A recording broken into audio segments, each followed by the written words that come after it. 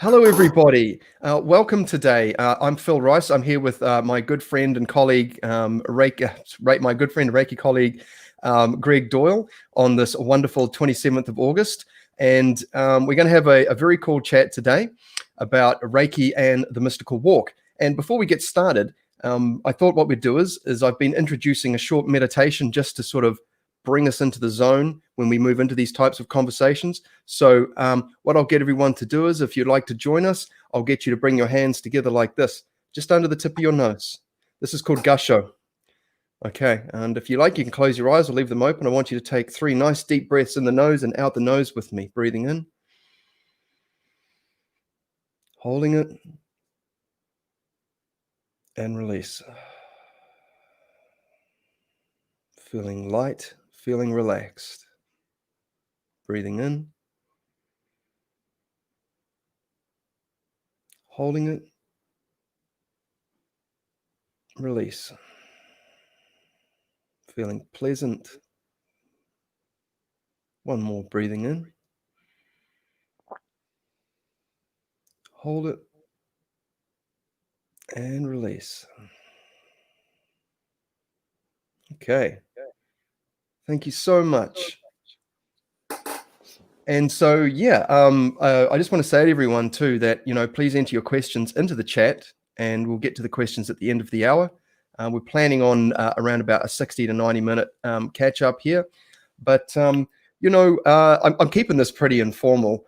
And so I was really keen to catch up with Greg again because it's always a good laugh. And, Greg and I share a bit in common being, coming from musical backgrounds and then, finding ourselves, I guess drawn. And I'll speak for myself here. I was very drawn to this, and some interesting opportunities and situations and events just happened that sort of, I guess, ushered me or motivated me and stimulated me to sort of follow up on this. And for those of you who are aware of Greg's work, or who aren't aware, I should say, you can go back to my previous interviews with Greg. Otherwise, you can go to his very awesome website, which I'll put down the bottom here. As you can see right there, gregdoyleastral.com.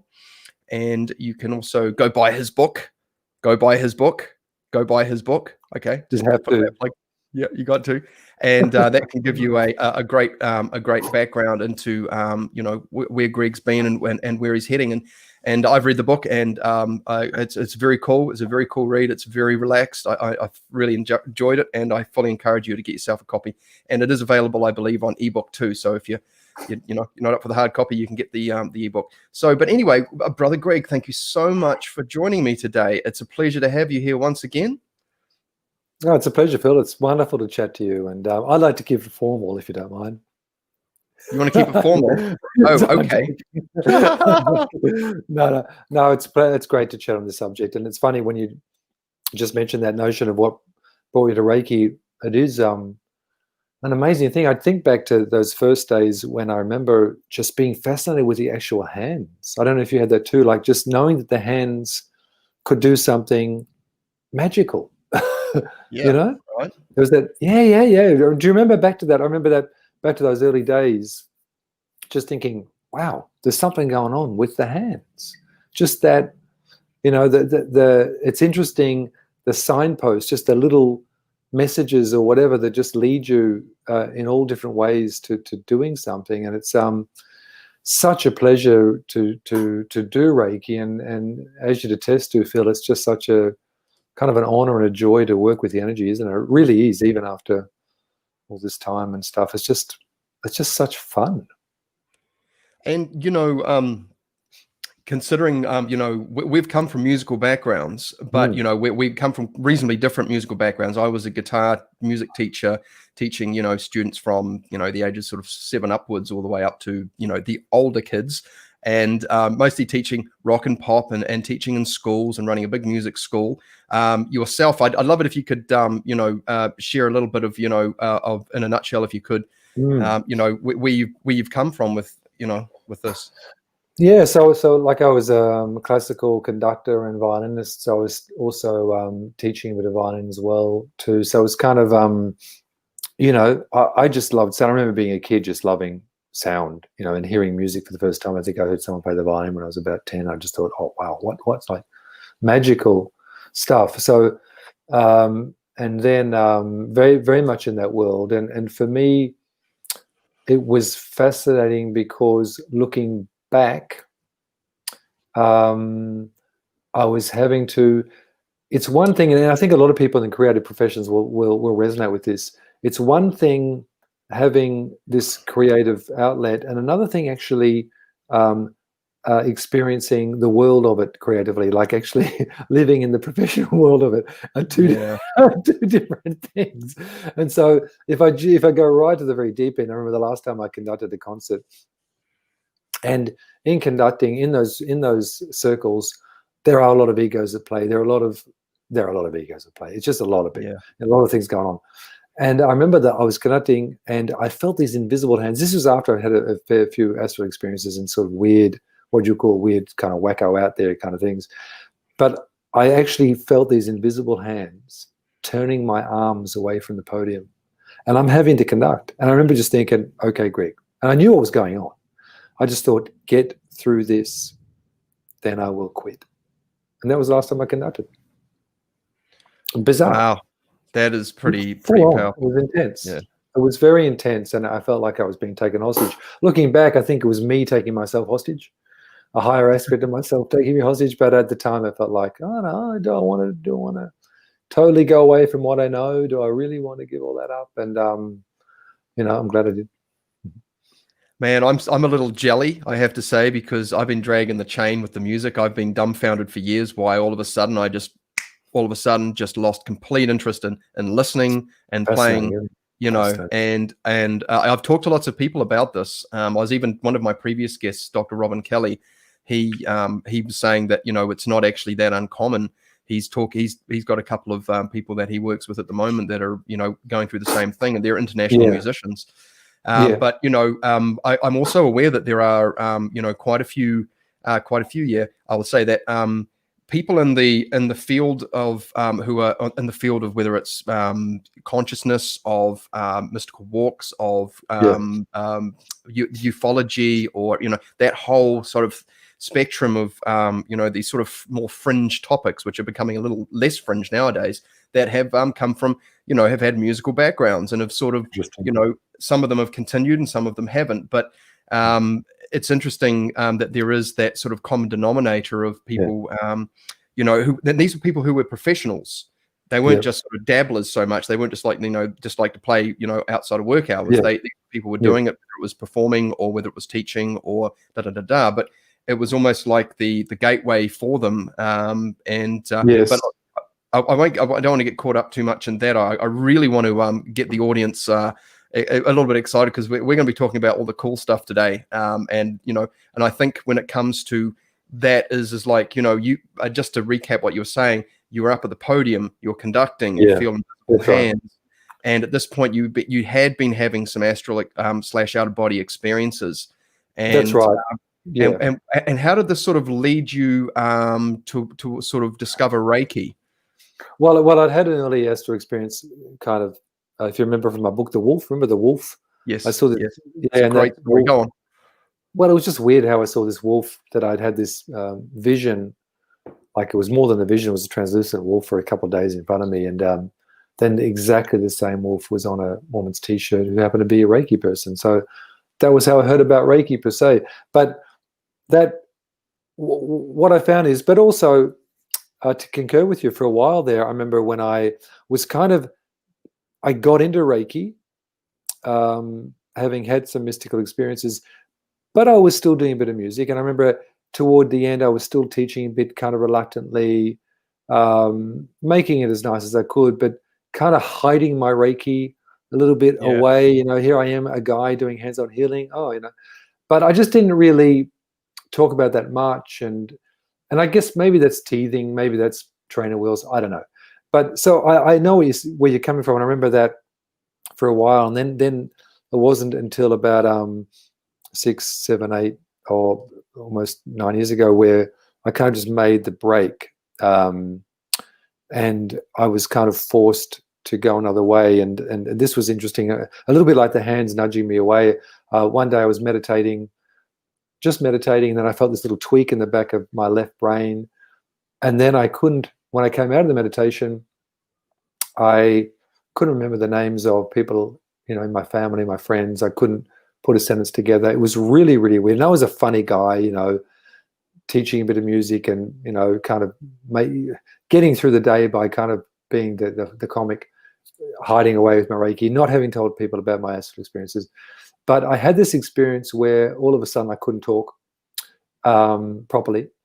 So therefore I couldn't enter into a conversation. So I had to kind of shy away a little bit. Then I found myself, if I cut to the deep end of that, I actually wrote a book about astral travel, my book that you mentioned earlier, as a therapy to get from one end, because you have to come up with the words. So I just thought, I'll write down about my astral experiences. And that was, once again, a little bit like the invisible hands taking me away from music. That was the last vestiges of that normal life. And then I, if you like, came out in that terms of, okay, this is actually what I'm into. I love astral stuff. I love the experience. I love Reiki. I love energy. So all of a sudden I wasn't saying, oh, yeah, I do a bit of Reiki, on the side. It was kind of like I came out. And then, that it was fascinating. But I wouldn't have scripted that. Like if I were writing a story about someone, I wouldn't have made them forget their words. Like, that's too weird. I wouldn't have had the wolf. I wouldn't have had hands being drawn away. So it is interesting though, when you enter these kind of mystical, when you go on the mystical walk, the walk takes you, which is a great thing. Yeah.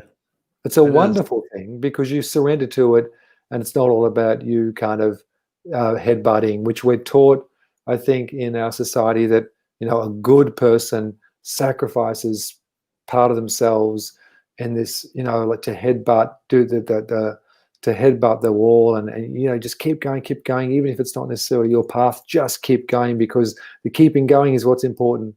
Well, maybe not. Maybe the path of least resistance is actually like a river. In the end, coils around, but in the end, it finds a source. I love that, because I've been butting my head against the wall for many years, because I was trying to keep the teaching going as a source of income and that. And I remember that. I remember that myself.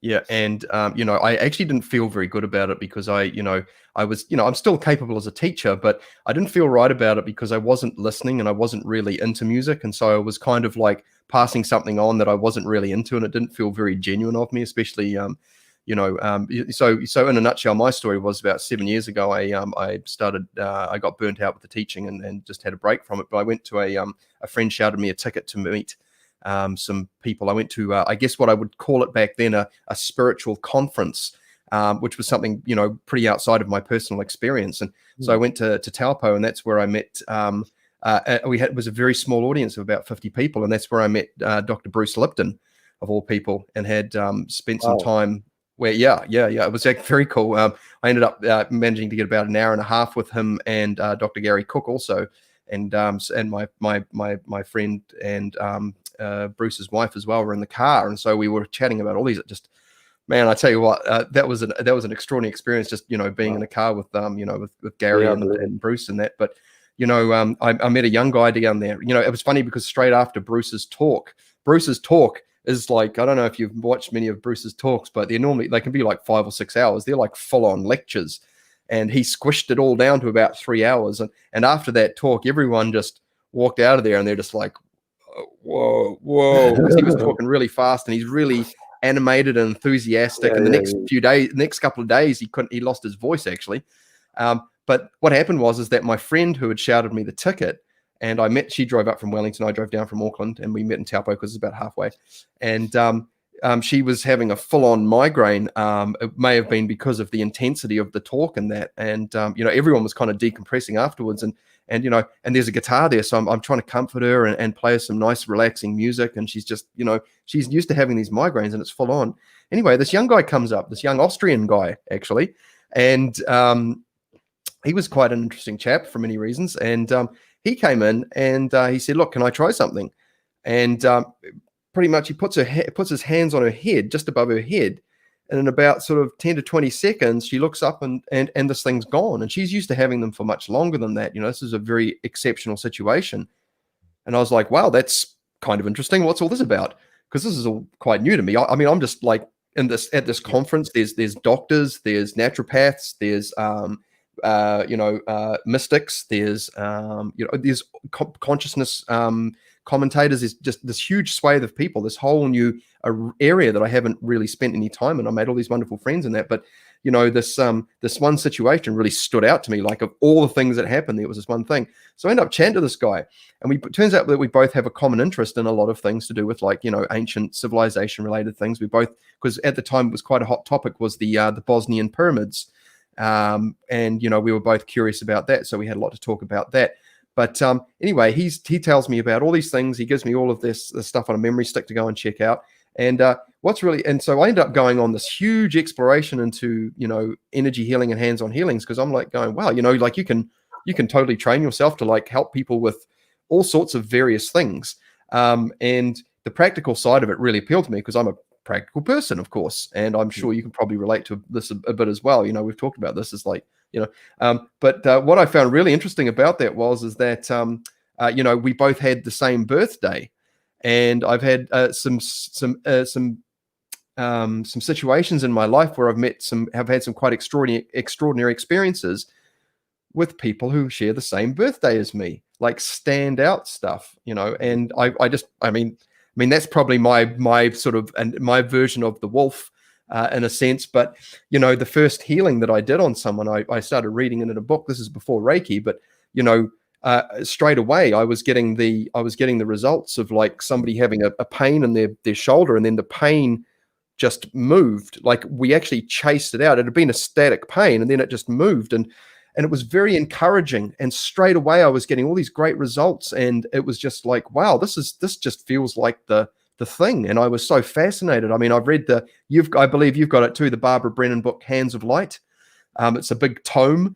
And that was one of the first books that I got. And great. Yeah, it's a heck of a read, but it's quite mind expanding. And I came across healers like Richard Gordon, Eric Pearl, Richard Bartlett, and I got a lot of Bill Bankston, and all these sort of Western related energy healers from different backgrounds and things. But I just found, and I'd love to hear your comments too about when you first started offering Reiki, what were your experiences there? Because I mean, I was coming at it from the more of the practical point of view, like helping people heal physical ailments and things, and then it transitioned into something else much later on.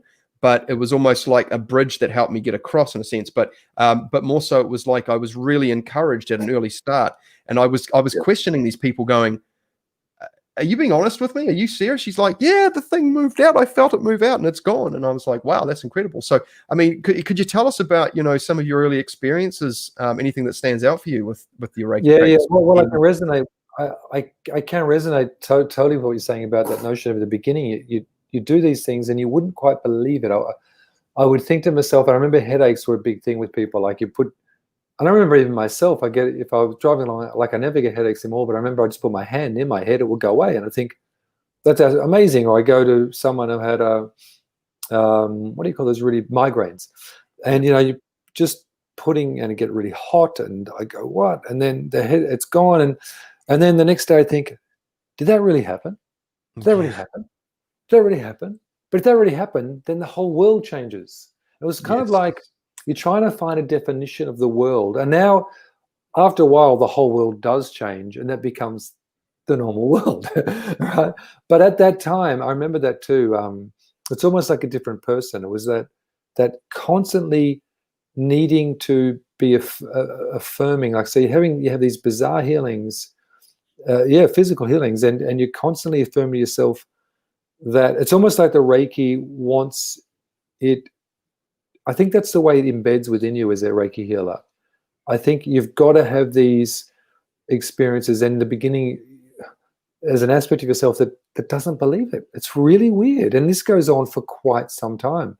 I remember an early case that stands out was, I might have talked to you about this one, but it was really interesting. I remember there was a girl who came, she was 21 at the time, and I was back in Melbourne. I'd sort of, it was the first time I'd gone into an external kind of clinic. It was like there was a health food store in Mornington Peninsula, and they had a little healing thing out the back. And so I thought I'd go in there and do some Reiki, and I liked it because I think that was the first time I was getting people who I didn't know for Reiki. And I found that was really good. In the beginning, you're just working on friends and that, and then eventually you go into that, professional kind of thing. I remember a girl came along and she said, okay, I've just been diagnosed with severe depression, bipolar, whatever. And she was very deliberate. She said, I did not want to go on the medication. This was a really interesting one. So I said, okay. And I thought, part of me is thinking, oh, I'm just doing Reiki. I don't know what the Reiki. Anyway, what was fascinating was I give her Reiki and her eyes would open during the treatment. So she'd go under, and you kind of know because your hands kind of drop in energetically, and they kind of, your breathing tends to synchronize with the person on the table. And these eyes would open, but they look different, and they would follow me around the table. And a bit spooky. And then at the end of the treatment, I'd say, did you know that you open your eyes and you were looking at me? And she'd go, no. Anyway, oh, wow. I thought this was interesting. Now, what happened was she started to have dreams that were very, and she said, what do you think that dream means? And they were very clear. There was some kind of, abuse that had happened in her childhood, which is often the pattern. Anyway, she was a very forthright kind of person. I became clear what was going, and so she decided to do some confrontation in her life. Now, she came each week for I remember it was a couple of months. She really got into it. And eventually these eyes stopped. When she started to confront this issue in her life, the eyes stopped opening. And I felt, looking back at that now, it was like an ego, it was like an aspect of this unresolved trauma that had kind of taken hold in her personality, her identity. And it realized it had been seen. So Reiki is like shining a torch in. And this thing had been seen, didn't want to be seen, but eventually it fizzled out.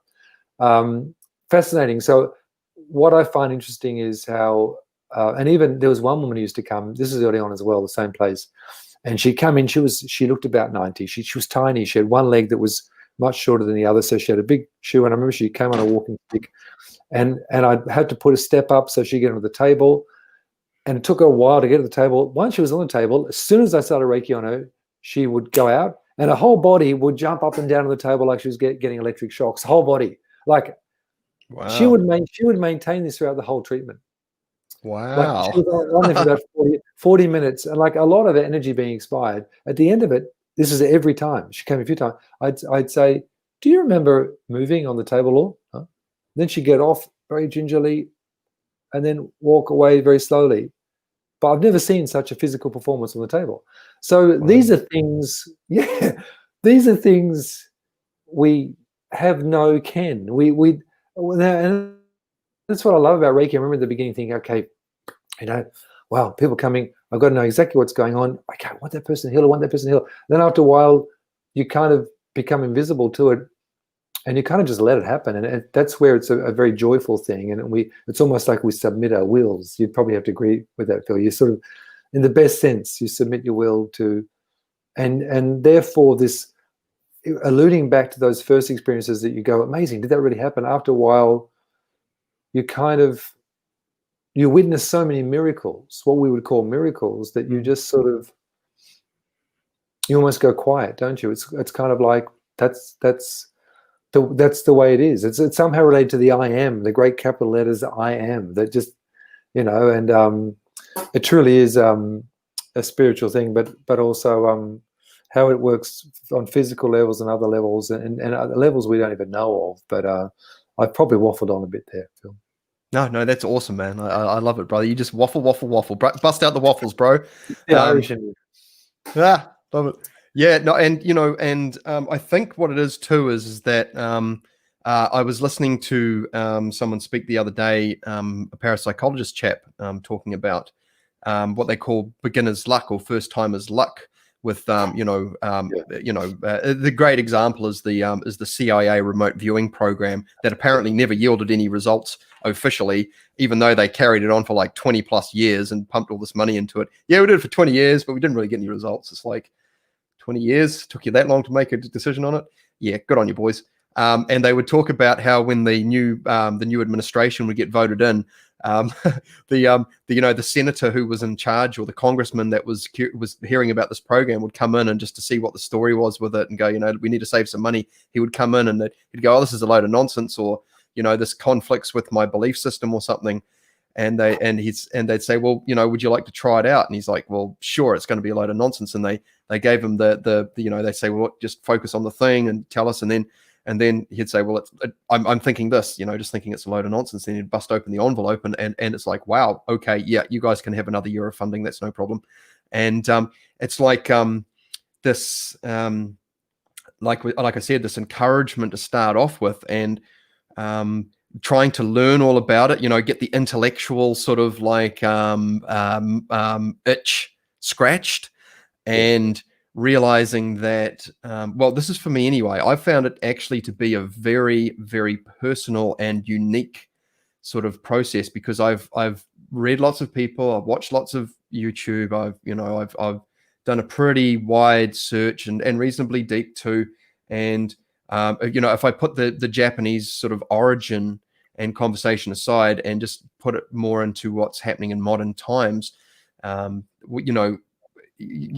people I talk to, like my other Reiki practitioner friends, and that we all have our own kind of way of doing things, where we're not really doing anything, but it's just it's this very personal thing. And I think what happens is what you said is so true, is that over time, obviously, like many things, it's your worldview changes, and this is quite a cataclysmic change for a lot of people, because especially I think for maybe in the early days with your friends and family who are just oh, look, Phil or Greg's got this new thing, we just want to encourage him, we're glad that he's doing something new and different, bless him. And so, yeah, sure, I'll get on the table for you. And then they get up off the table and they're like, whoa, what was that? And for me, that's like good sort of a good feedback, because I know these people are generally quite skeptical and practical kind of people, but for them to go, wow, and for me to go, well now let's tell me more, because and this is what really fueled and stimulated, I guess, my imagination and my curiosity with it, was the great sort of start off. And I had the courage and the confidence, I guess, to reach out to people. And I mean, I must say that once I sort of went through, as I say, as when I went through my friends and family, and then I had to start going outside of that, that was probably the big sort of confidence step for me, which in a sense I am still kind of working on. Self-promotion has been something. It's funny though, because when I've gone out and talked about it with people and brought it up, I've got clients just like that, because they're like, wow, really? And I'm really surprised. But I really feel that when it comes to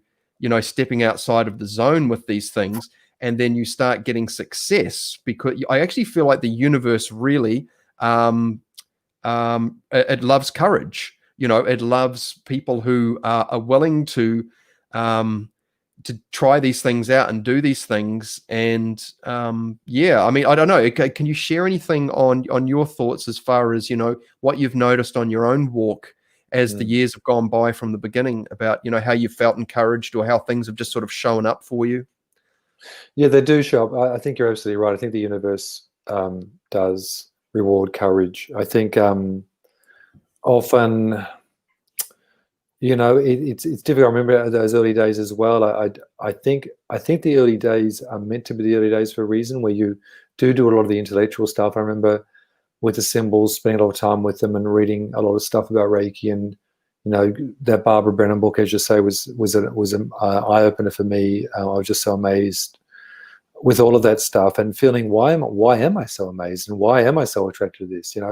And then after a time, I think it is like that.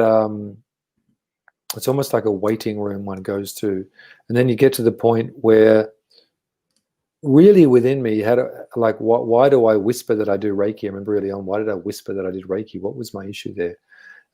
Did I feel people would think I was crazy? I remember when I wrote that book about astral travel too, I thought, are people going to think I'm wacko? And does that matter? And I think it's and that's really in the past now. I've just met the loveliest people on this path, and my circle of friends has changed. There are old ones that do go by the wayside. It's not so much oh, you're doing Reiki, that's a bit strange. Just more, you just don't have stuff in common with old friends. I remember when I came, because I got into this when I was in Austria, okay, I came back to Australia, and then it was interesting. I hadn't met my some old school buddies for years, and I realized I'd changed a bit. Then I went to meet them all for a beer or whatever, and they were all very bitter about their lives, complaining about their lives, but in a way that, you know, when you can see that people are in love with the bitterness. It's kind of a way of life for them. And I just thought, I don't really want that. I remember the last time I went to see them, I drove and I saw them in the pub, and then I did a Yui in the car and never saw them again. And I thought that was interesting. It was just, it was like making a break. These are people who didn't really accept me, but in the end, I think it was me not accepting myself through them. Ooh, wow, there we go. Yeah. That's okay. Yeah. And at that time, and one could say, oh, well, you know, you really should have worked that out. But I thought, they knew to leave me alone. And it was kind of a feeling that that's okay sometimes in life. And now I wouldn't do it that way, because I'm living my authentic life. But looking back then, I didn't know that I wasn't particularly being authentic. I didn't know, you know, we have to grow into ourselves. You know, we're transmuting. So it's fascinating. And then I think you put a signal out when you, it's not so much committing, like it's this is a big chore. This is, you know, becoming a man now. It's more just thinking, well, you know, you kind of go through that intellectual phase of, well, this works and there's something going on, and then it kind of becomes you, or it kind of embodies you. So I think if I jump in the deep end now, what I feel with Reiki and the meditation stuff I do, it's like, I think I mentioned this to you the other day, Phil. It's like I feel I'm kind of invisible, and that it embodies itself through me. So I enjoy it, almost like it's already happened. So there's nothing I have to do. It's taken the pressure off me, because a lot of people, I think, have gone into these kind of fields of work. Often they can feel a certain pressure. I know at one stage early on, I felt, oh, can I maintain that result? Like, well, I'm feeling under pressure because I had some good results. All I can do is go downhill from here, because I've had. So one learns that, you know, I don't necessarily have to have done, you know, 2 hours of yoga in the morning, 2 hours of meditation, fasted, done that before I do Reiki. Sometimes, whoa, I've got all these clients back to back. I've got to come in and, well, I just got to do it, and it works. And to me, that's been the most refreshing thing, when sometimes I haven't been in the mood, like anyone, I'm human. But then, and I remember when I used to be a musician, I remember I loved Paganini's books. He was a great violinist, world famous violinist in the 1800s. And he said sometimes he had bad performances. I remember him saying, today I shouldn't have played the violin. And like, he was known to be the best, but he had days when he had to perform, but he wished he hadn't. And so some days I think, oh, you know, I'm not really feeling amazingly connected. And the Reiki's fantastic. I think to myself, well, that's because we're amazingly connected at all times, because it's what we are. We can't, if we were not amazingly connected, we'd drop dead. So it is, you start to embody it, and that takes the pressure off, I know, as a healer. And once the pressure came off me, and I thought, okay, I'm just going to be me. That's not a selfish thing, you know. We're taught by the mainstream, that reeks of self-centeredness. So it's always the opposite of the mainstream. So what I've found is that one, you know, you just kind of merge with it, and you are it, and it's a joy in itself. Because like even today, even this morning, I was a bit tired because I got some catch-up clients, because I was away last week having a holiday. Therefore, I've got a lot of this week, and I thought, okay, I'm not really feeling it, and the Reiki was amazing. And so after the session, I just felt, wow, that was great. And it's okay to feel good yourself after a session. That's not being selfish. So that's the great thing about it. I think we're taught in society that somehow you've got to sacrifice something, like not feel good, be a bit unhealthy, something, you know. But I really believe as cosmic beings, we can kind of have it all. You can have your cake and eat it too. That's what I love about Reiki. You're having your cake and you're eating it too. So you you'd have to agree with that, Phil. Yeah, yeah. I think so. You know, like you know, I have to say sometimes you know, I haven't felt as energized as I normally Sure. would, but you know what's funny is it's like this, you know, so you know, when I had my big guitar rig but I didn't have my room set up, I had to, you know, when I do my, you know, practice, I just bust out the practice amp. But when I wanted to set up my rig, you know, I've got a big, you know, amp stack and guitars and pedals and all these things. It was actually the ritual of setting it all up that helped me move into a space where I kind of, that other thing just kind of fell away. And I find that now, like, you know, as much as I would love to leave my massage table set up all the time, I don't have a dedicated room for it. I have to use an existing space, which is fine. But the whole process of pulling the table out, setting it up, clearing it, you know, getting the linen out and creating the space for someone in a special situation, creating a sacred space. And I just find myself moving into that meditative sort of zone. And when that person comes in, man, you know, I'm there already. And I mean, I don't feel that I need to do that, but I actually enjoy the setting up process because it just kind of, if I have any reticence about it before, which is very uncommon, I have to say, because, you know, I'm generally, you know, part of the practice that I do, my daily practice is to, you know, practice gratitude and things like that. And when you do something long enough, it actually becomes quite automatic. But, you know, this thing about, you know, moving into that space or even just doing the session and then, you know, you come out the other side and, yeah, absolutely. Whatever happens, something always happens. And there's always something to talk about afterwards. And everyone has a different experience from my experience. There are some common things, but, you know, it is very stimulating and invigorating.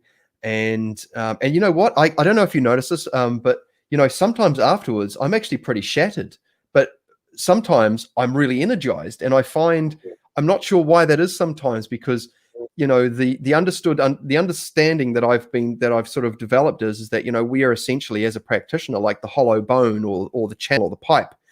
We're embodying it and helping create the situation. And I've got some other theories on that too. But like, I don't know, like, what have you noticed yourself, you know, as far as how it has impacted your daily life, of like just the way you feel throughout the day and the week, and how it's affected your sort of, you know, your general sort of, I don't know, you know, you would have noticed, I did anyway, that maybe there was a transition in your general state of mind over the years, or I don't know if you can comment on anything there. I covered quite a bit of territory, but I'll leave it with you.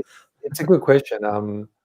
First of all, the ritual thing I totally get. I love that too. I like the candle on. I've got a few things on the linen, as you're saying. I think I like that. I think to enjoy ritual, not to be imprisoned by it, but to enjoy it, and it walks you into that space. Look, I think, as I've alluded to, the emptiness, this notion of being a channel and for one's life, I think one becomes Reiki. So I found over the years now,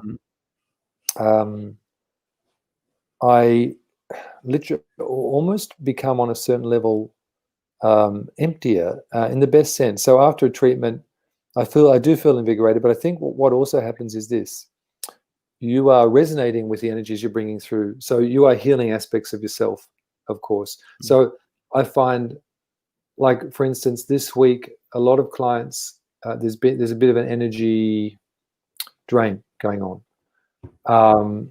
So a lot of clients are kind of feeling heavy. And I see it in all the clients. I come in and say they're feeling heavy. So often I realize we're kind of all in sync. I know this is a generalized answer, but it's almost alluding to something else. But I feel that a lot of the issues that we're carrying, of course, aren't ours, but it's a general thing. But as a Reiki practitioner, I think I've learned to be very neutral. I'm kind of forced to be very neutral, because if you're seeing a few people in a day, different energies coming through, I find physically you can get a little tired because you're holding positions. Energetically, I feel good, but I have to, like, often I find I need to exercise or something or move, to move that energy through. And there are ways, of course, of cleansing your aura and stuff. But I find one does change. I find I'm more and more kind of detached on a certain level, or energetically. I think it does affect you. It's a pretty cool path to be on as working as a healer full time. It is interesting. I know of some healers who don't do Reiki, but they do some kind of energy healing where they say they do it from themselves and they get shattered. I know one guy, he does his own energy healing. He can see one person a week because it destroys him so much.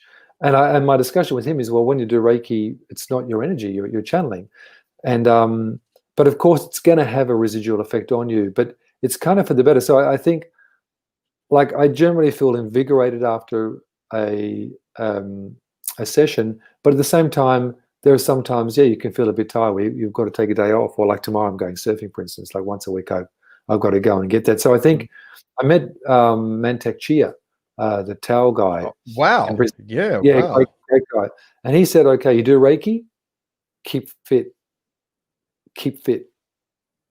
You need physical fitness because you're bringing a lot of energy through all the time. He said, keep fit. And I found that very much the case. I've got physical well-being is important because it a lot of energy going through you, and so you've got to look after yourself.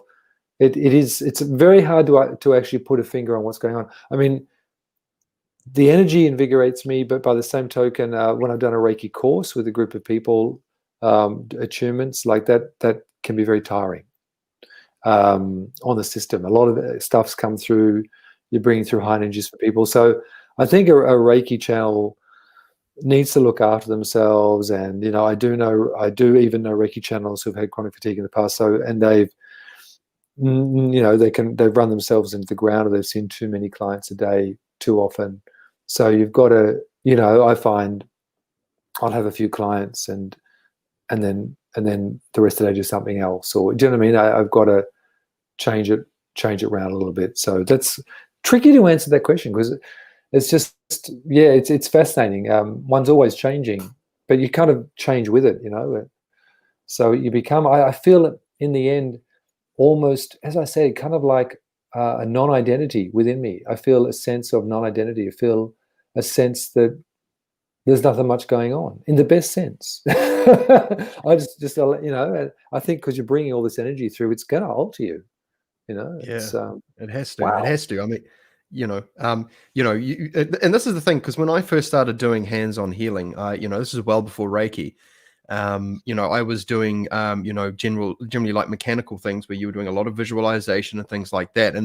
And to be fair, that actually left me pretty flippin' tired afterwards, because my mind is constantly working.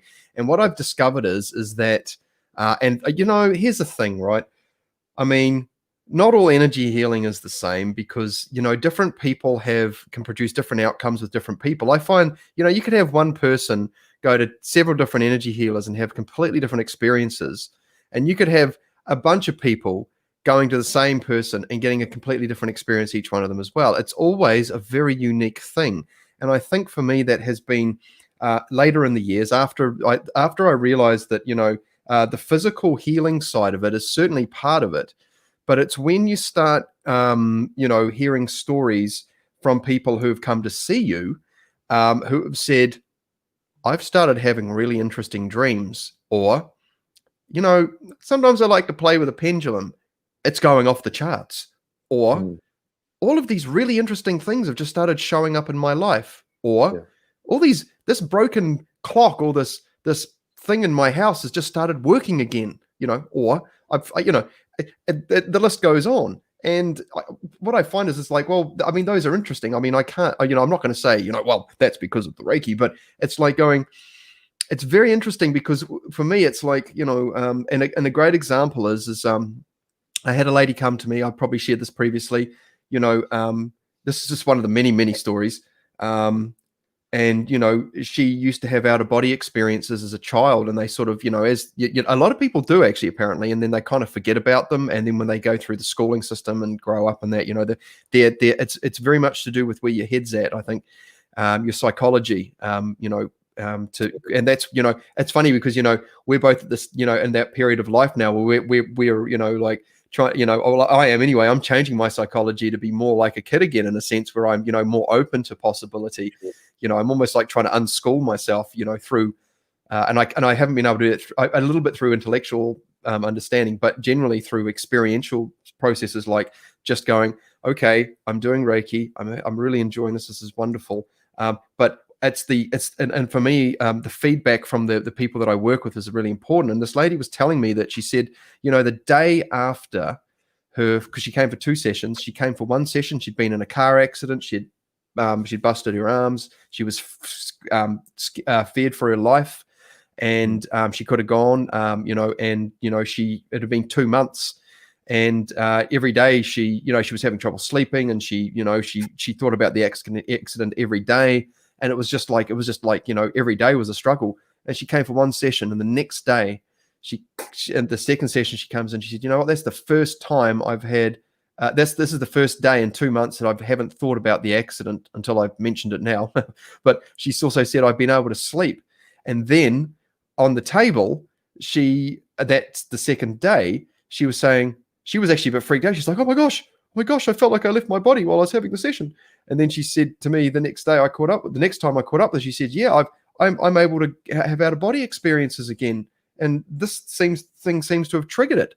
And I've got quite a few stories like that. And I mean, this is really interesting for me, because I kind of feel that the Reiki treatment for a lot of people can be a reactivation or an initiation for their own mystical walk to take place. And it's going to be, and this is great because it's a real honor for me personally when someone comes to me and they have a session and they get so much out of it. And I can't say that every single person has an extraordinary result like that. I mean, it's very different. I mean, it's a very diverse range of outcomes for people.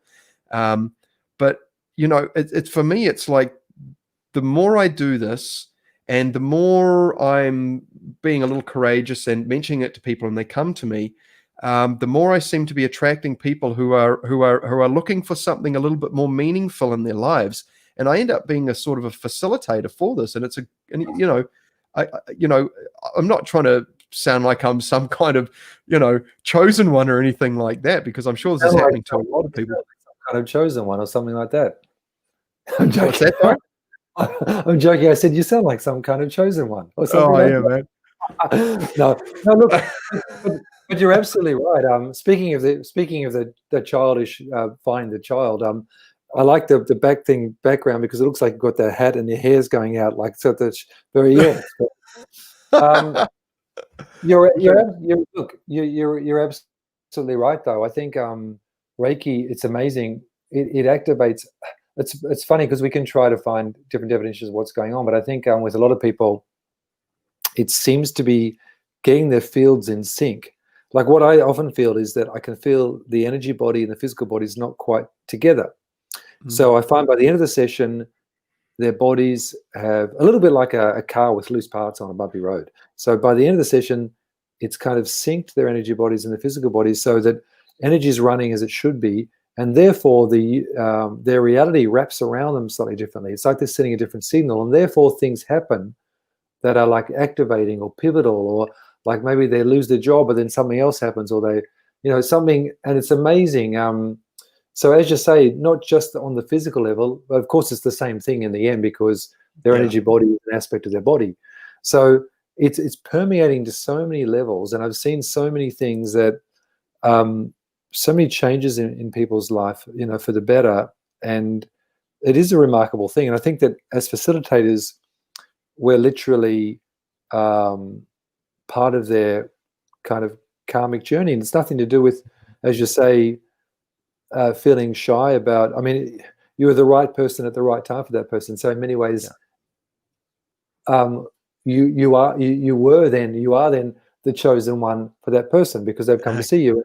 Look, so like there's a classic example. The other day, a couple of days ago, I had a distant healing with someone, and I said to her, which is very effective, by the way, and I do it with people overseas and stuff, and it's a different thing, but it's amazing because Reiki is a non-local thing. So I said to her, "Okay, where were you from?" And she's Australian. I said, "Okay, and you're in this town, and well." That's bizarre because I was just in Far North Queensland. I was just there last week, and she actually booked on the day I was in that town. The only time in my life I've been one day, a few hours I was in that town in my life. In those hours, this person booked a treatment for them, distance, that for a week later. So, Wow. so curious. So there are things going on around our spheres, and sometimes people are led to you for that specific healing. And as you say, there's Reiki and there's Reiki, there's energy healing, there's energy healing. And that is the magical thing. We will never know the machinations behind it, but there's stuff going on, and often it just needs that little trigger. So often a Reiki session can be something, there's just a different angle in that person's life. All they needed to do was go on that slight change of path. Because really healing in the end, it's very individual for everyone, but it's about that person becoming more them, more their authentic self. That's really what healing is, isn't it? Becoming more, you could argue in line with their divinity, and I would say that's a good point. So becoming an aspect of their true self. So who's to say how? And it's remarkable. So that's what I say. Once again, I go back to that notion of a channel. Not just being a channel for Reiki, but more I feel, having done this now for a while, I feel I'm channeling my own life. And it's like I'm in a constant state of slight deja vu, so that I'm kind of being towed along by this string and I'm enjoying it. It is the path of least resistance, in fact, even though having gone through those hard times and you had to give up old things, and that's quite tricky. But in the end, it's a beautiful path, and it's not one that's kind of measured through headbutting in the end. And I think, I think the spiritual path is that it's like moving in those footsteps that have already been trod. You know what I mean? It's you're moving. You're out of time. You're in a space that is beyond time. So it's going constantly in and out of that space of beyond time. So it affects your mind after a while. So like often my short-term memory is not too good. I'll see a client who I saw the week before, and I can't remember what their initial problem was, but it doesn't matter because I don't want to imprint that initial problem on them. Yeah. Anyway, so much subject matter in this particular subject. Oh yeah, and I just want to say to people, and I wasn't going to bring in the intellectual side into this thing, but you mentioned distance healing, and I've done a lot of research on for finding documentation and that, and so I'm just going to share a screen here from an article that I wrote on my website, Phil Rice Holistic, which I'll just put on the screen here for people. And so I've written an article. It's my sort of first attempt at writing an article to sort of get it off my head about what I've discovered it is, because I've spent a lot of time learning about it and the different theories behind it. And like you said, for the most part, we don't understand the mechanism of it. We can speculate on it, but that doesn't exclude it from the scientific method, because we can still measure the effects of it. And so I've got a bunch of studies on here from government websites, from the NIH, and that about Reiki healing and also distance healing, and this is the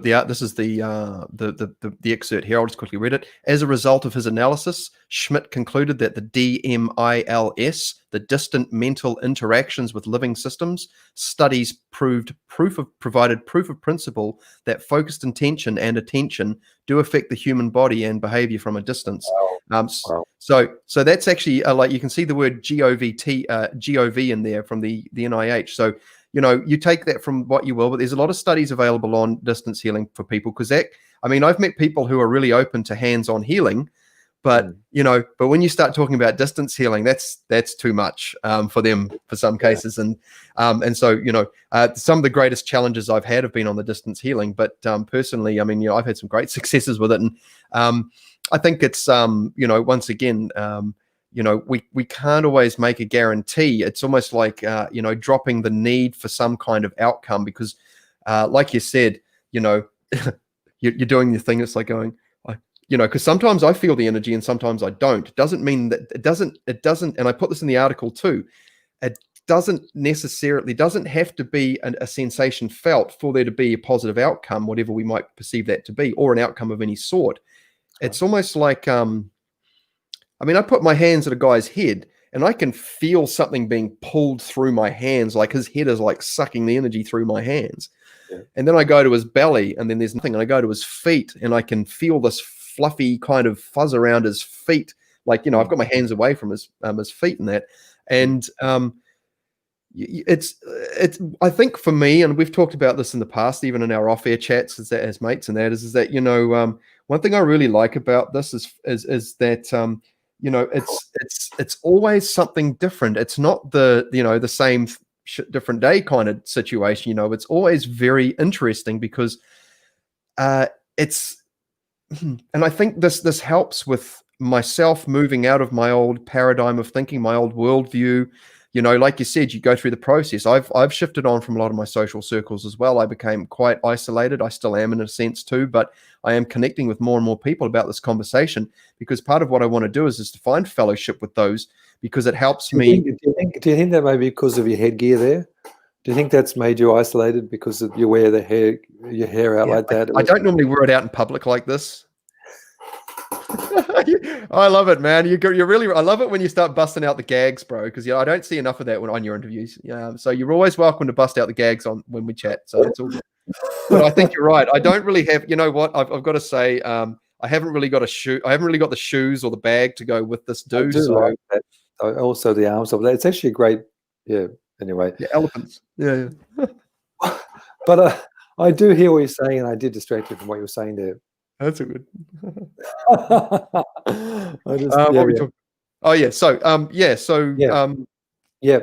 distant thing. The distant thing is interesting. I think it's the non-local aspect is fascinating. And I think what that thing, your excerpt you read before, was interesting, because you think of celebrities who get a lot of attention put on them through the media and through the readers, and you think of a lot of those in the spotlight have a lot of issues, going to rehab or with drugs, whatever. So a lot of them get a lot of kind of negative energy, and or they get the energy of envy, or it's a fascinating concept. And I think that people don't realize.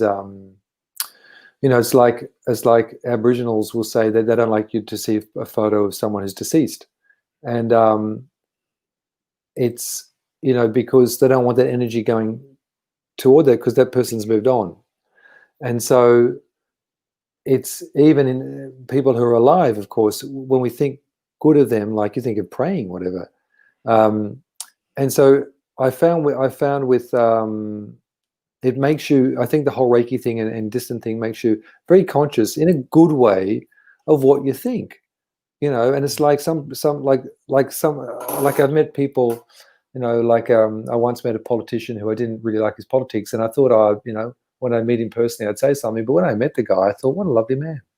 Now, I thought to myself, I didn't agree with his policies, but what a lovely man. I couldn't help it. I just thought, what a lovely man. And so it's that connect, you connect with people, and then, how do you feel about that guy? Don't you hate him? And I think, well, I've never met that person. I don't like what he does. I might not agree with what he does, but what a lovely person. And it's that whole, it's interesting, isn't it? I think Reiki, you probably agree, once you've done Reiki with someone, there's kind of a bond that is always there. Mm.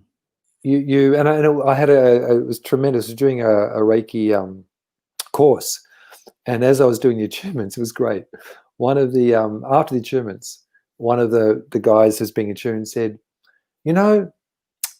That's right. He was giving. That's right. Someone was giving him hands-on. He was doing a city treatment. We're practicing city treatments, and he said, when you get Reiki or when you give Reiki, it's impossible to think ill of anyone. And I thought, I love that he said that, and he was absolutely right. Sorry, what was that?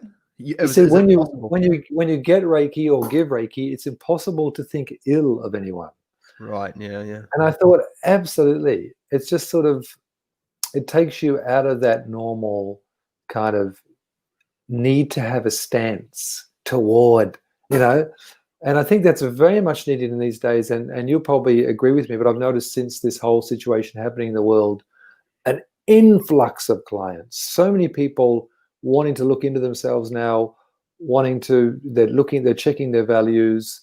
They're forced almost to have a good look at how they're feeling, because the world is going through such a tumultuous time. So the distant healing is just another magical aspect of the Reiki that it's just so effective, and it's wonderful to think that people can be anywhere, and that's a good way of using technology. When I do distant healing, by the way, I don't need to see the person. I phone them for a few minutes, and then I send for about a half an hour, and then I phone them again. We talk about it. So it's not, for me, it's not over Skype, and I've never even seen that person, and it's always effective. There's always something going on.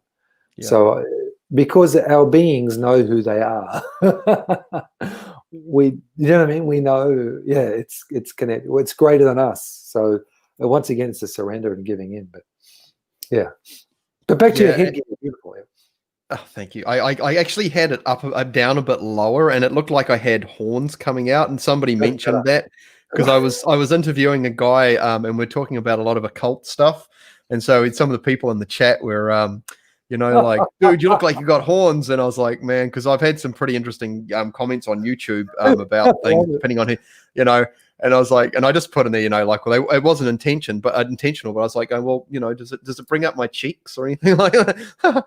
but yeah, I think too that there's these and it's different, I guess, for everyone, but these phases of having a worldview change, and I've noticed that, like, as I've been slowly putting my own teaching curriculum together, is I kind of see it like this, in a sense, and I've got different ways of looking at it. But for one, it's like when somebody comes in, they're having a new experience. It's like they become an initiate of a sorts, and they have an experience with it. And it's like, oh wow, okay, this is interesting. Then they'll go home and try it on the cat or mum or dad or or sister or brother or husband, wife, whatever, and they go, wow, this is really interesting. And so then they have an experience with it. And then when they move into the practitioner level, or what I might, and the Western mystery traditions, it might be, say, referred to as the adept. That's when they take it to another level, because it's a lot more personal. From what I understand is, the symbols are about, I mean, they can be used, but it's also about when they, I don't want to get too much into that, because that's for another time, whatever. But the second coming is almost like the in the first one you learn about Reiki, and in the second one you learn that what is it, you learn that it's you learn, because you learn distance healing generally in Reiki too, and that's like, wow, this is non-local, and so you go from starting to like, wow, there's some kind of magical sort of thing going on here, and it's like, wow, I don't have to have someone here. And so it's almost like these sort of like these quantum leaps of like cognitive sort of understanding of the nature of reality. And then when you get to Reiki 3, it turns out that, it's not that Reiki's out here. I was Reiki the whole time. In fact, everything's Reiki. And and people think that Reiki is a specific type of energy, but really, in my view, it's more that it's a Japanese word. It's almost like the Tao. It's a way, or a yoga. I mean, Reiki, it's we could break that word down many, many, many ways. It's like it's a multi-purpose word in a sense, but in the kind of the vernacular of what we're using right now, it's more, I guess we're talking about the practice and the energy, rather than, say, the system and the other ways it can be interpreted. But this idea that what's funny is you said it so elegantly when you said, it's becoming your authentic self, your true self. And when you said you met the politician and you don't feel ill about them, it's almost like you're kind of and I've heard some teachers and speakers and commentators on the topic say that, this is literally the goal of Reiki is to find your true self, because you're becoming more mindful, you're becoming more caring, more grateful, you're focusing on, do not anger, do not worry, be grateful, be true to yourself and true to your way, or, be honest and diligent in your work, and be kind and compassionate to yourself and others right at the end. That's right at the end. You work on yourself first. And when you meet people, you can't help but trying to look for the good in them, because you're already aiming to and striving for that in yourself. So I think for me, I even before I started doing this, I would, I might have been a terrible judge of character, because I was, always kind of tried to see the good in people. But this has actually cemented me in that, I think everyone has potential, because most people are just wearing these layers and these shrouds that they've accumulated over time through their life experience, which are not truly them. They're like, like belief systems and attitudes and egoic kinds of things that have they've just sort of adopted. And this process of the mystical walk, I think, when we start shifting on from certain relationships and friends because we don't have as much in common, because we're interested in all this stuff and it's just too much for them, mainly because they haven't had an experience. But, this is like the, we know we're into this and we can see the benefit because it's changed our lives and we want to share that with others. I've just covered a whole bunch of ground there, brother. I just want to say, if anyone in the chat that wants to ask us a question, please drop it in the live chat and I'll get it. And one of the things, Chad, you're absolutely right. I think also, like, I've met some people where I've been introduced to some people who were for some reason very unwell, whatever. And I think, okay, I'll have a chat with them, but they haven't been introduced to me as a Reiki person, but just friends. And I think to myself, will I bring this up about Reiki? But when I'm hearing what they say in their energy, they're often people who don't resonate with that at all. And that's their path. They're really addicted to sacrifice or addicted to suffering. And it is interesting as a Reiki person to feel the words, think, okay, well, this isn't for that person. That's not their path. So we've also got to let people live their own, their own way that is true to them, and that they've got to go through their journey. But anyway, yeah, any questions? If anyone has any questions, probably of a Reiki nature would be more relevant. Well, I've got to say it's a bit of a desert there in the chat. I haven't seen. Maybe we've just got people completely enthralled with the conversation. And if you're watching this on YouTube after the fact, please drop a comment if you've got a question. If you've got a question, and we can I can address it later. But I think this path that we're on, Greg. That. We've found ourselves. And I mean, I've actually in the past years, because various things, I've tried to walk away from this and go, look, this is fun and good, and I'll do it for friends and stuff like that when they want it and all the rest of it. But because I just felt it was too much. And so I was like going, oh, look, man, I got to find something else, because this is just too far out for me. I mean, it was all fun, but maybe it was just a phase I was going through. The problem is that I kept getting this bloody tap on the shoulder. Someone's knocking at the door and it won't let me go. And I'm like, I'm going to teach guitar and I'm going to do this and get back into my music. And it just, man, like I said, I literally have to bash myself over the head with trial and error until there's not enough energy to bash myself over the head with it anymore. And I finally just went, if I don't do this and fully explore this and give myself a chance to succeed or fail or just see where it takes me, then I think I will. I'll just constantly be having this thing trying to get my attention, because I didn't sort of fully kind of explore it. Yeah. It's curious. You're absolutely right. I remember before, when I had that situation in my back of my head, when the words, and that was when I was on the precipice of thinking, what am I going to do here?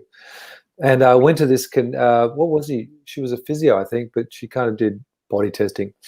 And I remember she said, oh, Greg, so, what are you doing? I said, oh, and, I was pretty quiet about things. I just said, oh, yeah, I think I might study graphic design, And I just thought that. And she said, oh, that's interesting. Oh, she went, oh, that's interesting. I said, what do you mean that's interesting? And she said, when you said that, I'd been thinking about it. I even went to an open day, this is before I tell people astral before I written that book and stuff. And she said, "Oh, that's interesting. When you say that, your whole body goes into an energy slump." I said, "What?" She said, Ah, your whole body just your energy just slumped. I said, "Oh," and then she said, "Oh, that's interesting." She said, "What are you?" So graphic design, not really. So I said, "What are you really?" And she said, "I said, oh well, I would like to." I do. I told her about the astral travel a bit, and Reiki, and she said, "Oh, gee, your body's really responding well to that." And I thought, okay, I got no choice. I've got to follow this because it would have been easy just to walk into some kind of job. yeah. Early on, just you go there, that's it. You do that, great. That why can't other people are doing that? Why can't I be happy doing that? Why can't I just do that? Fascinating. Surrender. Yeah, absolutely. And this is like I keep rabbiting on about this. Me and my horny hat here, my horn hat with the ball on top. I like rabbits. Eh? I like rabbits. I've had a few in my times as pets, actually. They're elephants. Elephants? What do you mean? I said I like rabbits. Oh, they're elephants. Oh, I never knew. They're elephants upside down or going around. Wow, that's cool. I never realized. I don't know. Maybe because rabbits get there's sayings about rabbits because they're very fertile animals and all that. We don't know. Maybe elephants are the same. Maybe nobody told us. There are more rabbits than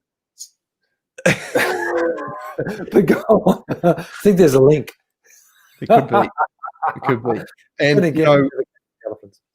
And it's funny when we're just having a laugh about animals here, but I mean, I have if I'm just being very straight up with you and the audience here, I do regular dream work, and I enjoy doing practicing out of body stuff as well.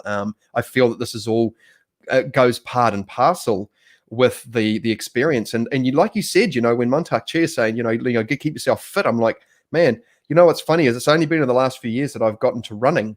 I used to ride my bike everywhere. I was an asthmatic, and running, I've got flat feet, and it's just painful, but I really love it, and I have so much more energy, and I really love self-care and looking after myself. And this practice, this Reiki practice that I have, not just providing people with the treatments or the is it the treatment or the session? It's hard to there's I don't know what the better word is for it, but that's it. So one thing for me is that I want to be the best at this that I can be. What can this vessel do for others in a sense? And so I'm I probably like yourself, I do regular daily meditations. I have self-care things that I bring in because not because I feel like I have to, but because I want to, because I guess I don't really feel like I can look after others if I can't look after myself. Totally. And and these are the sorts of things, I mean, that I've just found to be, when I really get into that space, it's just so wonderful. It's such a wonderful place to be, where you are creating something for someone to come in, lay out the table and the linen. I set the candles up and we put on some nice music and we have a really deep conversation, and people are, sharing something, that they probably wouldn't share with many people. And so I feel very honored, actually, very privileged to sort of be able to share this level of conversation with people. And for me, that's added a lot of meaning into my life, because after being a guitar teacher working with young kids, and they're all like, man, this is the coolest thing ever, I thought, what is going to top this? And to date, this is the only thing that personally that I found that is just really fulfilling as a way to sort of operate in the world, as a form of, not just a form of occupation. I kind of put it as vocation personally, because it's not just about the other person, it's about myself as well. And then it becomes a two-way thing. So yeah. Totally. I totally get that. I totally think you're right. I think it's, if you look at the enjoyment of it, and I'm the same, I've come on the same path as you. So it's kind of, I love that. It's nice to have real conversations. As a result, if I'm in it's funny because some people do laugh at me. I mean, if I'm in a social situation, generally I actually only socialize with people who are interested in what I'm kind of interested these days. But if I'm in a social situation and I'm not at all registering with that person I'm talking to. Sometimes I just walk away mid-conversation, and a friend of mine said, "You are hilarious, Greg." And I said, "What do you mean?" "Yeah, this guy was talking to you, and you just walked away." And I didn't register that I was doing that, and it was like, that's just not. I'm just not gonna, no. And is it rude? Well, people can cope. There are worse things that can happen to people. So it's not a question of choosing to be offensive. It's more just being yourself and not resonating, with in energies that just are not anywhere near that. So it's a wonderful thing, I think, to have real conversations and to not just be bantering about. I mean, a bit of banter is good, particularly about your headpiece, but you've got to be on the wavelength you're on, and your whole life comes into that around you, and after a while your reality, it starts to correspond to that wavelength. So you become Reiki, and the thing you said before was interesting about I think as we get what we term better at it, it's more that we were always, it was always pure, but we just recognize within ourselves.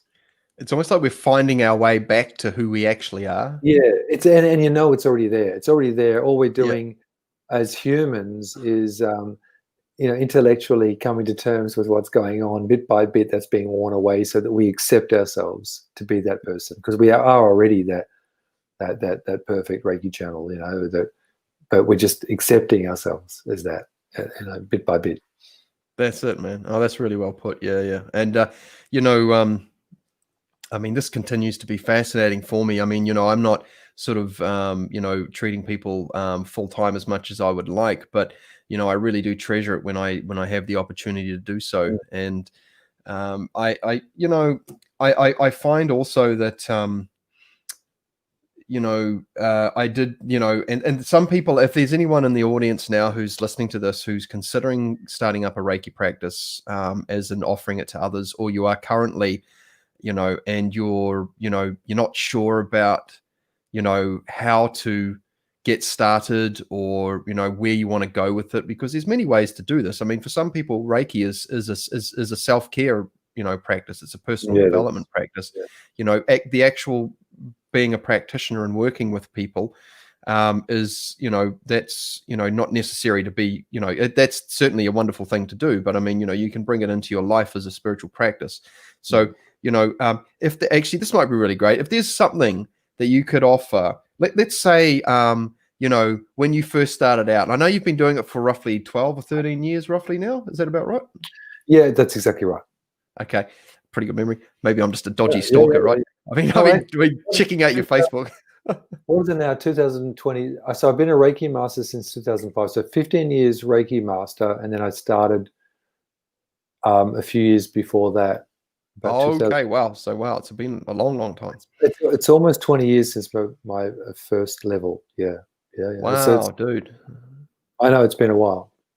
So if you could offer yourself, like your earlier self, if you could send yourself a message, and this might be something that the people who are out there who are maybe unsure, or what would you tell yourself if there was one piece of information that you could send back to yourself as a gift to sort of help you in any areas? I mean, you may not have felt like you ever needed it, but if you look back and you thought, what, if this one piece of information probably would have helped a lot. Is there anything you can think of that you would send to yourself, those 15, 20 years ago? Yeah, I would say those feelings you have, those inklings you have, those intuitions you have, you're spot on. Love it. Yeah, that's great. I was trying to think of something myself. Yeah, spot on. It's exactly what I thought.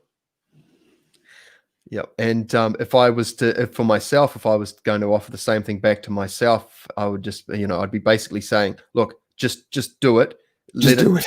Yeah, just do it, and let it take you where it will. and and be cool with it. And it's funny because when I was a music teacher, and even before that in my corporate job, I was very cocky in a sense. I was very confident, maybe overconfident, a bit bravado like as well. But I've discovered a new sense of what I would call true courage. With this, because I guess talking about it openly and doing this podcast has been quite helpful for that too, because I've been able to meet people like yourself and have very open conversations about this. But for myself back in the day, man, I'm sure I was asking my friends and family, but I wouldn't take it outside of that ring, and but that's the thing is like this has for me has definitely been a journey of building courage and going, man, I because I've got to say, you've got to own it, hey, because that's where the real strength is, Look, you're spot on. That's what it is, and it is that ownership of it. I remember the same as you. And I think that probably everyone's, maybe as guys it's harder. I don't know, but for some reason, I was shy coming forward for a long time, and and I was the same musician, confident, but for some reason it was like, I think looking back now, I've sort of almost forgotten all that, but now, as in I'm fully in it. But I remember thinking probably like, what do people think of me? I think, like, I'm not sure. What will people think of me? Will they think I'm a bit weird, or like? And so therefore that reflected an aspect of myself that hadn't quite come to terms with that. Like, does that mean I think I'm a bit weird, a bit flaky? So it must represent that. Like, so therefore one is not quite owning it. So you have to. It's almost like it's a skin that you have to permeate. It's almost like you have to go through this kind of barrier. I don't know what it is, but it's in oneself. And I think it could be, maybe not for everyone, could be a little bit trickier for men, perhaps. I'm not sure. But it was like, why do I have a problem saying that? Why do I say, oh yeah, I'm a musician and I do a bit of Reiki? What was that all about? And now I love it. I do Reiki. And it's like, it's okay. Yeah, it's maybe there was also the misunderstanding what Reiki was early on. I'm not sure. Maybe there's more. Yeah. It's broadened out. A lot more people. That word had maybe a bit of weird connotation. I can't almost remember now. I can't almost remember. Perhaps, but I just think, as you say, it is the all. It is like, it's universal life energy. It's everything. So what I say to some people who aren't too sure, I say, well, you've heard of this and that, like you've heard of shiatsu, you've heard of this. Well, it's just a hands-on healing modality, Japanese word, okay, for those who aren't quite sure, but seems to be more and more widespread now. I think it's more and more accepted, which is great. Because I also toyed for a while before I went into it full time. I toyed with, maybe I'm not comfortable with that. Someone said it sounded like a sect. It's not a sect, but they said that. I thought, why would they say that? Should I just call it Greg Doyle healing? And everyone wonders about all this. And oh yeah, yeah. But in the end, as you say, who will come to you will come to you, and it's you becoming fully immersed in it. It's you becoming yourself, and it is a walk. It is a mystical walk. It is a journey, and it gets easier, which is good to know. It most certainly does, and that's a great sort of way. We're just about at the bottom of the 90 minutes here, so we'll start wrapping things up in a sec. But that's really great because I've got to say that sort of once I hit my 40s, especially, which is sort of what happened in between all this, I mean, that was just a natural thing. I've heard plenty of people say, look, when you hit your 40s, you just give less. And that I'm cool with that. Fucks, yeah, it's true. And okay, well, this is my podcast. I can say what I like anyway. But it's true. You're right. You're right. It is, and it's helped so much. But it's also like those two things have been kind of running in parallel next to each other. Like me developing courage. I mean, I'm reasonably outspoken and other topics too, because I have a concern for the human race and the planet and things like that. And so I become a little more vocal and a lot more confident with it. And I tell you what, another thing I would say to myself or anyone out there who is maybe a little nervous about it is just keep doing it, because the more you do it, the more natural it is, just to, it just becomes part of who you are. And like you said, yeah, I'm a musician who also does a bit of Reiki. I mean, that was me as well, man. And because for starters, I always wanted to tell people I was a musician, because most people, if you go to the pub and you're standing around, I don't go to the pub anymore, but I'm a bricklayer, I'm a plumber, I'm a lawyer, and this and that. They're like, oh yeah, cool. But you say you're a musician, everyone's like, oh wow, really? That's cool, man. But you say you're Reiki, and they're like, they kind of, some will look at you like, wow, that's awesome. Or most of what I found is like they like, is that some kind of massage or something? And so people have got wide understandings. But I think too, you're absolutely right, is that there's been a lot of people pushing for a long time. Reiki's done so well because it was made illegal and it could have disappeared, but the candle's been carried, the torch has been carried, and people are still keeping it alive, like yourself and myself, by talking about it and doing this podcast as well. And going outside of just the physical therapeutical side, for people who are looking for something more meaningful in life, Reiki practitioners. I mean, I can't say I've ever met a Reiki practitioner who's just completely clinical, who's only ever going to talk about physical things. Most people I know who are when people that I know talk about Reiki practitioners or people who practice Reiki, they're like going, oh, okay, so you're pretty open-minded then, because generally there's a little bit of a stereotype or a stigmatism that comes along with it that says, well, okay, if you're into Reiki, then you're probably pretty open-minded about universal cosmic concepts and such and so forth. So I find now that it's actually a really cool icebreaker for much deeper conversation, because it's not like, we're not going to talk about the rugby probably, we're not. And you're absolutely right. And the few occasions you meet some people who, oh, what do you do now? I used to be a musician. What do you do now? You do Reiki, and they go, oh. The very few occasions that happens, that's okay. I can deal with that as well. So that's worst case scenario. But you're absolutely right. I think that people, these days are pretty aware. Like, there's a lot of talk of mindfulness, even in corporate senses, and people are aware that there's a lot more below the surface, and Reiki is going below the surface. So that discussion is a lot more open in society than perhaps it was 20 years ago. I would say it is, and a little bit to what you say about when you hit the 40s. I know now, after I hit 50, it was really. Are you in your 50s, bro? Man, I'm getting up there. You're looking well, brother. You're looking well, man. You'd be surprised. But I am well. I mean, Reiki, the self-care thing is comes with Reiki. It's part and parcel. But I found that when I hit 50, that was pivotal also to thinking, well, I'm becoming an elder now. I'm going to write a book, all this sort of stuff, like all this kind of stuff. I have a right to be heard. I have a right to share what I want to share. I have a right. Do you know what I mean? It was like, for me, that was a big thing. So there are these pivotal ages that we go through. I think it's curious, even though I still feel like a little kid. There is an aspect, it's good to share with people, what you want to do and what you want to say, and I think that's very healthy. Yeah, absolutely. And the more people that are speaking their truth, the better, because this is happening a lot more now.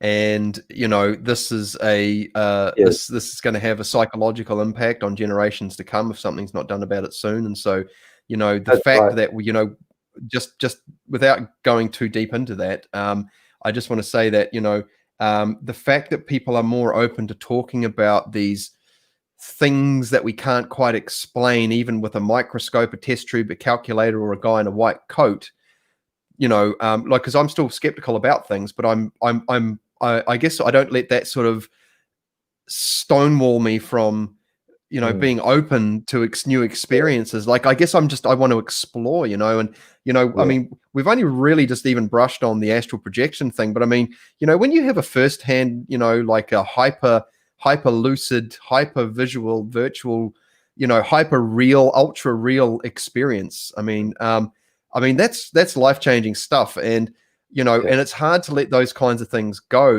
I know some people just want to go, I don't know what that was, but no, thank you.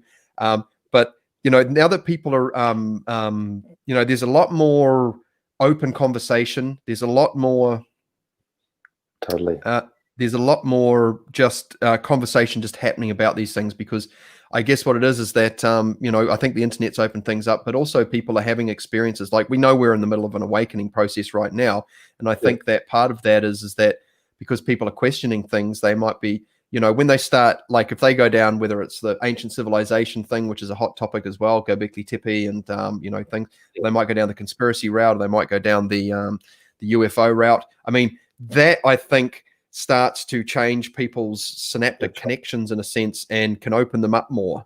But totally. And I think going back to that notion of the politician and seeing his views as distinct from his person, I think that throughout all of this, after it's all over, we're all in a karmic thing together. After it's all over, opposing sides will put their arms around each other and walk off into the karmic sunset. This is all, it's all a game we're playing, and I think that everybody has to see the humanity in everyone else, and it's kind of like because the system at the moment is wanting to really separate people and to put people on two sides of the fence and divide and conquer. And I think that while we might not agree and both sides of the argument with people's views, we've got to look at the humanity in everyone and not allow ourselves to be separated in this way. And it's interesting how, without saying too much on the subject, interesting how the separation, like 1.5 meters, a mask, all these, I guess I am pointing the finger at those certain things, but these are very no, I totally get you, brother. Clear distinctions that are going on. So we need to know we're much more than that, and just see the humanity in everyone. Even if we disagree with them, and not take too personally if we feel we're under attack, or if we're taking them. So as I said, I think we'll all walk away from this with our arms around each other, knowing that it was something that had to happen. I think that all growth comes through discomfort.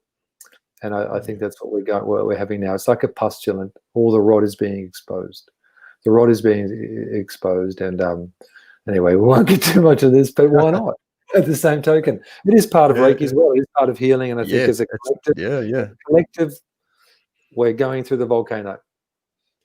And that's so cool, because, and I think, a Reiki practice for anyone is such a wonderful way to practice compassion when, it's like, it's a really important thing to have something like that in your life where you are caring, genuinely caring, authentically caring, and to have someone there. Because, if I was going to make it really bottom line, like, understanding of Reiki, basically somebody gets on the table and you care at them. You just give them a whole bunch of care. And, That's right. That might be a pretty gross way of putting it, but, essentially. I think also you could say you kind of channeling, it is caring, but you're channeling self-love from the cosmos for that person. So it's literally like you're channeling self-love they need, Perfect. Yeah. Well, before we call it, I want to give your website a little bit of a plug, because it's so cool. I'm really jealous of your website, actually, bro. I want to get one like yours. Now, you've always got something going on here. You've got this is something you've been building for a while, because I've been checking it out over the years. You've got a lot of videos on here. You've got courses available. There's now, are there any events coming up? I'm guessing obviously things are a bit tricky at the moment. Yeah, well, look, I'm just I've been doing private Reiki courses the whole time, and a record amount of people learning Reiki. But I do have one paradigm shift, that video where that's in November. That's going to be a talk at the Paradigm Shift on the Gold Coast about astral travel and stuff. Yeah. Okay, cool. Well, guys, make sure you check out Greg's website, because there's so much great content on here. And Greg gives he also shares a lot of tips and tricks for meditation and astral projection, astral traveling, out of body related content in that too. And there's so much stuff on here, as you can see. And, you know, if I click in here, you can see there's lots of subheadings and things underneath here. He's got it's a really brilliant website. So please check it out. And yeah, thank you, Greg. Thank you so much for joining with me today. I've really enjoyed this to flesh this out. And, you know, I think that, you know, Reiki is going to be something that, you know, a lot of people could take great benefit, great purchase from during these turbulent times too. So if there's any last comments you'd like to share before we call it a day? Oh, look, it's been a pleasure talking to you, Phil. It always is, and it's just great to share this stuff. And I think it's you're absolutely right. I think in these times, I've noticed a lot of people come in just for anxiety and just, you know, they've got time to look at themselves, and that's not a bad thing to do. I think it's you know, I think something bigger and better as a collective is going to grow from this, and I think Reiki has its part in that. And as we alluded to, Reiki is just walking into your truer self. That's what it is for the client as well. And I think that everyone can do with a bit of that right now. You know, it's a good time for it, and it also keeps you positive. It just keeps people buzzing along. I think it's important not to give into the fear. You know, the mainstream is peddling so much fear, and as everyone knows, when there's constant fear, it literally makes the population less intelligent, less able to think for themselves. So yeah, so the Reiki helps you just remain true to yourself, and you know, just kind of standing outside of the current, you know, standing outside of the current rather than being embroiled in this current we find ourselves in. And that's pretty important right now. So it's great to have this chat. Appreciate it. Awesome. Yeah. And you know, this has been so cool. So, all right. So if I get you to stick around just for 1 minute after I end the broadcast. Cool.